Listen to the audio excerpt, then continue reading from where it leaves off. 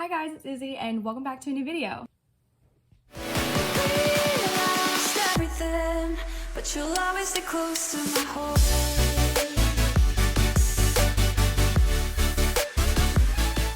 Guys, I cut my hair. Yeah, I like it a lot better now because it's not as like heavy and thick and I can actually wear it down without it like overheating me. So that's great. As you guys know, it is October and Halloween is at the end of the month. I mean, duh, common sense. So I thought I would read you guys some scary stories to keep you up at night because, you know, always here to ruin your guys' day. If you get scared easily, I would advise you to click off. Okay, so I got my computer here. No, I do not want a free scary book. Please, I do not want an ad. No. No! I just clicked on an ad. This is frustrating. In the summer of 2013, I found myself driving home alone on Highway 902 from a party. It was almost midnight, and needless to say, it was pitch black. As was usual at night, I was on edge. I had the radio off and could hear nothing but the muffled roar of tires on pavement and the dull hum of the engine.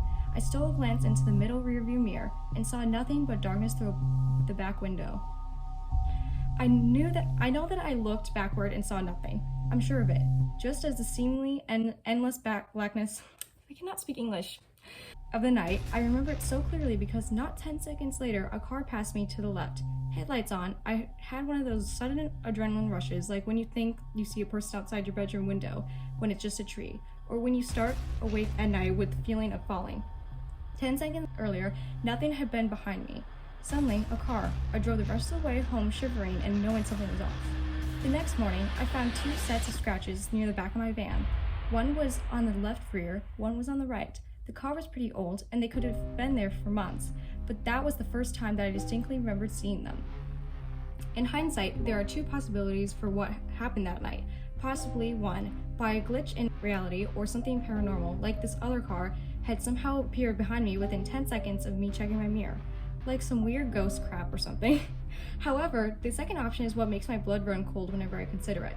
It didn't even occur to me that until months after the fact, but makes me dread driving alone at night even more, possibly two. The car was normal. It approached me from the rear and passed me to my left.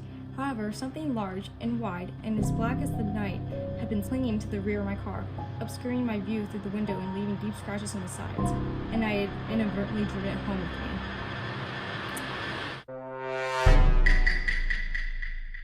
It all started on the 14th night of March, the night of my parents' 20th wedding anniversary. It was a wonderful sunny day, if memory serves, surprisingly warm for the beginning of spring. The beautiful weather was perfect for the atmosphere of the day. Being married for 20 years is obviously a momentous occasion, so my parents had booked a table at our favorite Italian restaurant. Of course, this was a formal occasion, so I had my best suit on. It was 5:33 and I was just straightening my tie when my phone went off. I'd received a message. That's strange, I thought. This never happens. I checked the message. It was from my mom. It was quite a jumble of numbers and letters. Through the vocabulary stew, I could make up the phrase, "Please help me." This worried me greatly, so I immediately replied, "Are you okay?" Just as instantly, I got another text which read, "Oops, pocket text." I sighed with all the relief I had and continued to prepare myself. A few minutes later, I received yet another message, this time from my dad. I checked the text, and once again, it was a massive mixture of letters and numbers with the phrase, "Please help me," concealed within. Creepy though as this was, my dad was always a joker, so I presumed he was just joking around, until I was sent another text saying, "Oops, pocket text." Now this sparked panic. Pure, unmistakable panic. Exactly half a minute passed when I received the exact same message from my sister. This could not be coincidental. It just couldn't. In a state of sheer anxiety, I started to run to the restaurant. I made it about a quarter of the way before I was stopped by a police officer. "Main road's closed," he said. "Huge car crash." This was the exact moment I realized just what had happened. I demanded to see the wreckage, a request I'm surprised what I was allowed. When I got there, it wasn't the remnants of a car that caught my eye, not the flames billowing from the destroyed vehicle. No, I was horrified to see the lifeless corpses of my mother, father, and sister. I asked for the estimated time of their deaths. All three of them were killed instantly by the collision at 5:32. Yeah, I'm not sleeping tonight. This actually happened to me a few years back at the University of Arts in Philadelphia. My sophomore year, I roomed with a girl named Kara. She was a jazz vocalist, but her main interest was opera. We had a small room on the 6th floor of a dormitory called Juniper Hall. The The walls were thin, and I heard her last night singing, and voice practices would keep me up late.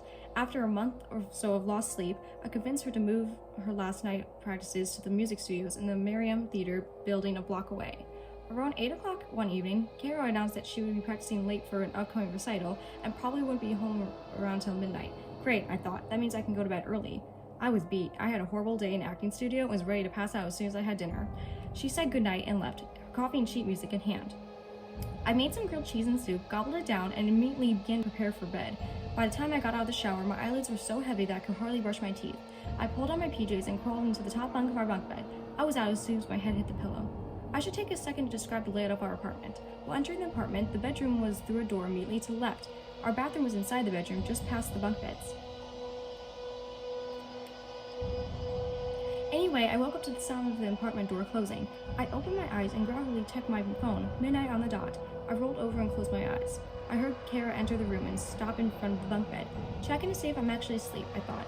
She flopped down on the bed below me, which was strange, as she was a stickler for brushing your teeth and washing up before bed. Then again, exams were just around the corner, and we were all exhausted. The mattress below me creaked, then was silent. I couldn't even hear her breathing. I started to drift off again.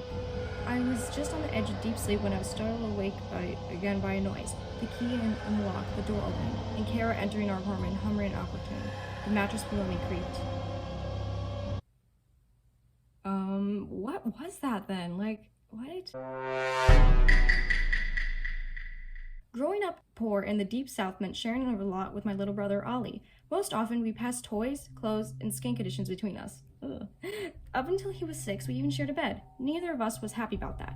It was my 10th birthday when that changed. I got one present that year, and it was a bed of my own.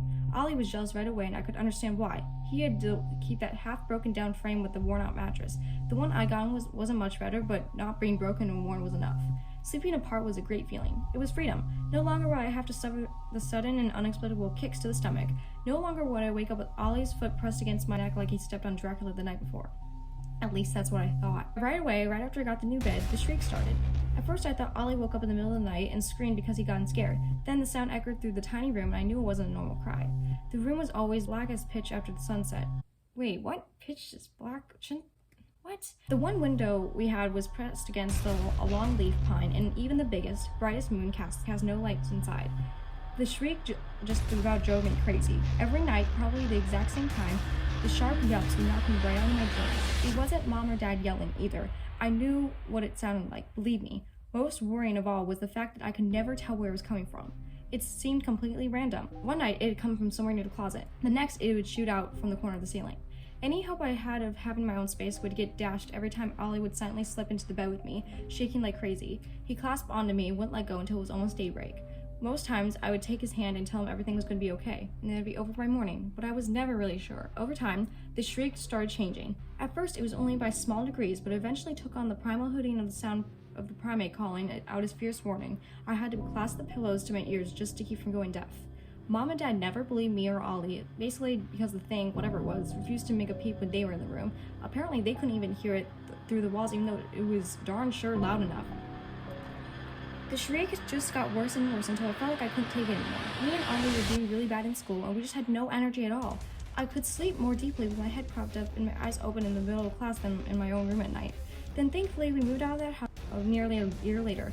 I contemplated all sorts of things, even a child's clumsy contempt of suicide, to get away from that horrific nightly noise. There was no problem in the next house. It was a nice white cookie-cutter home on a dead end of the street, and I welcomed the normalcy. What's more, when we moved in, there was a bunk bed waiting for me and Ollie. No more broken bed, no more second bed I ended up to share anyway. The only problem is deciding who would get the top bunk. I told Ollie I deserved it. After all, I got a new bed way back, and he ruined it by climbing in every night. What? He shook his head. I never did that. I'd always wondered why the noise stopped the second I was sharing the bed. Now I had the answer.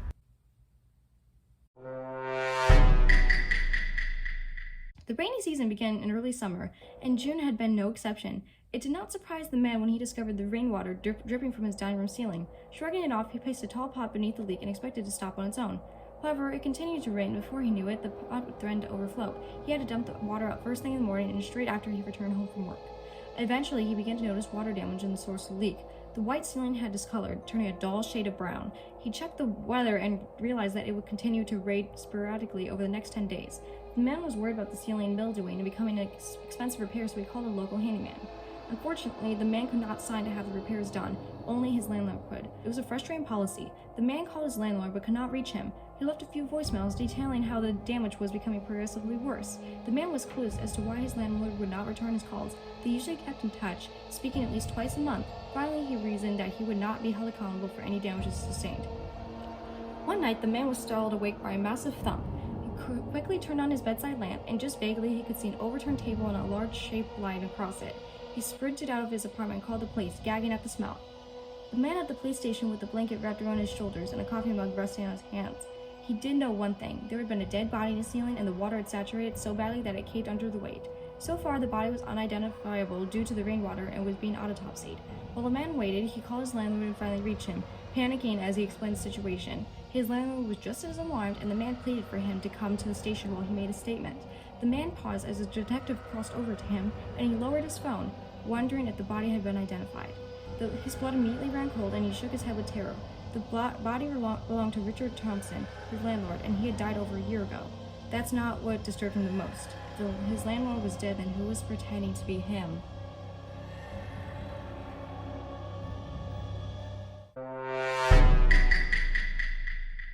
I sat on the bus on my way to school, listening to music and little to no attention to the students. At one of the stops, my mind snapped back to reality. I looked towards the small house, Tommy's house, I thought. A hand slipped through the drapes of the window and waved the bus driver to move on. He's sick, I thought, paying no large amount of attention to the situation. The day flew by. I watched local news channel after school, and what I heard paralyzed me. Tommy's entire family was murdered that day by an unknown suspect. After hearing this news, I moved back up to my room and quietly fell asleep. The next day, I sat on the bus. We drove past Tommy's house, and the bus driver, unaware of Tommy's family's fate, stopped at his home. As I was about to get up and explain to her what happened, something caught my eye. A pale hand slipped through the drapes of the window and waved the bus driver to move on. I sat on the bus, terrified. Kind of want to read more. Okay, so I think that's gonna be it for this video, because that's all I can take. Just kidding, I actually just ran out of stories from the article I was on. I will try to link the article down below, and I hope I didn't scare you guys too badly. If you want a part 2, just comment down below, and maybe I'll do one, because it was kind of fun. So thank you guys so much for watching, and I'll see you all next time. Bye!